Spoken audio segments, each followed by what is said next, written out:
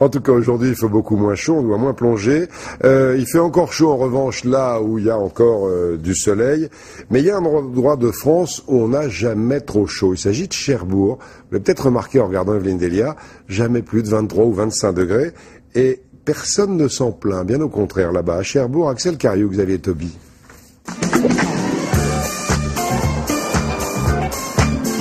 Des jolies filles, des palmiers et des plages de sable fin, Cherbourg c'est un peu la Côte d'Azur, à un tout petit détail près.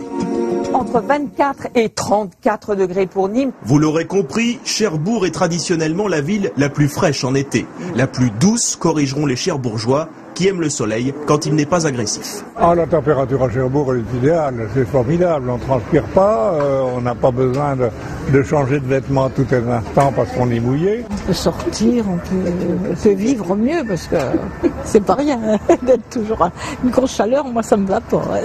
L'été à la Cherbourgeoise, c'est donc pouvoir courir sans risquer l'arrêt cardiaque tous les 50 mètres. C'est aussi tomber la chemise sans se ruiner en crème solaire. Mais méfiance tout de même. C'est du bronzage d'ici, hein, c'est pas du bronzage d'ailleurs. Hein. Je vois pas l'intérêt d'aller s'entasser comme des sardines dans le midi. Mais bon, bien sûr, il n'y a pas des 30 degrés, mais 30 degrés ici, les gens sont pas habitués, ils vont tous se trouver mal, là. Ils vont pas sortir. Ici, l'été, c'est comme le vin, on l'aime à bonne température. 25, c'est le bonheur, c'est même un argument commercial dans ce camping. On a des gens qui viennent du sud parce qu'il fait trop chaud chez eux. C'est arrivé. C'est arrivé, ils ne supportent pas la chaleur, ils viennent chez nous pour avoir un peu plus de frais.